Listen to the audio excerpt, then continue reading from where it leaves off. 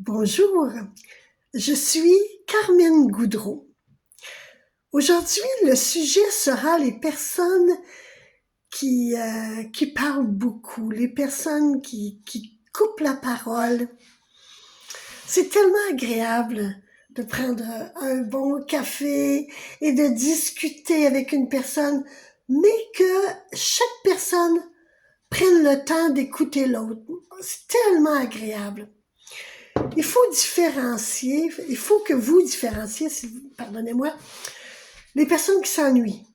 Alors là, les personnes qui s'ennuient, ils vous écouteront pas, c'est sûr, parce qu'ils ont trop le goût de parler. Ben ça, c'est un respect, il faut les écouter, parce qu'ils s'ennuient, ils ont besoin de parler. Mais quand ça fait 2, 3 jours ou une semaine que vous êtes en vacances avec une personne et que la personne, lors de la discussion, dit toujours ah oui, oui, oui, oui, mais mon histoire est meilleure. Écoute bien mon histoire. Ou ah oui, j'ai tout compris ce que tu me dis, mais écoute bien moi ce que j'ai à te dire. Fait que vous n'avez même pas le temps de finir votre histoire qui fait que la personne coupe. Ce qui se passe, c'est que la personne ne vous écoute pas. Elle écoute que des brides parce que son cerveau est en mode de ah oui, il faut que j'y raconte telle histoire. Ah oui, il faut que... Fait que elle n'est pas calme devant vous à vous écouter. Et ça, avec le temps, ça devient très ennuyeux. C'est triste. Ça en est presque, si vous me le permettez, une maladie ou un gros défaut ou un très, très, très gros défi à surpasser. Parce que il faut réapprendre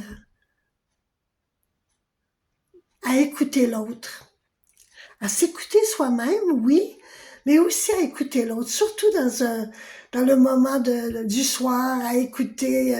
On n'a rien d'autre à faire que de discuter de nos expériences. C'est tellement, tellement agréable. Ça m'arrive souvent parce que je suis une personne qui écoute. J'aime écouter l'autre et je l'écoute à 100%.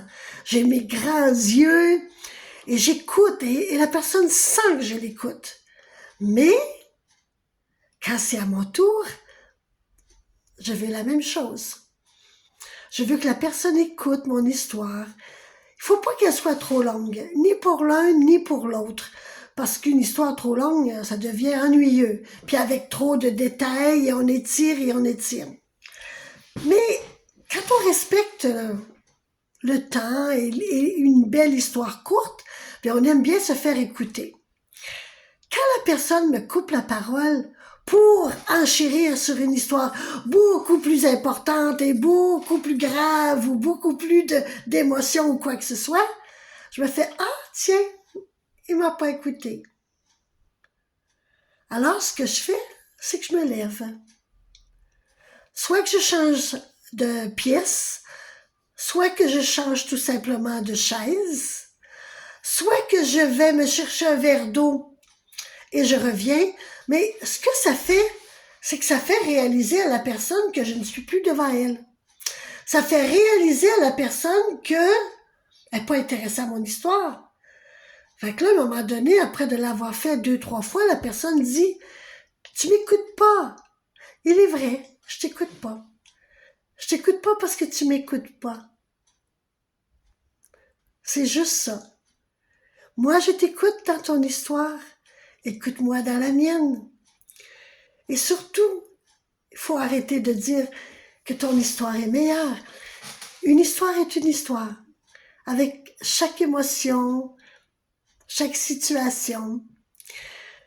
Savoir s'écouter est essentiel à remettre dans nos vies.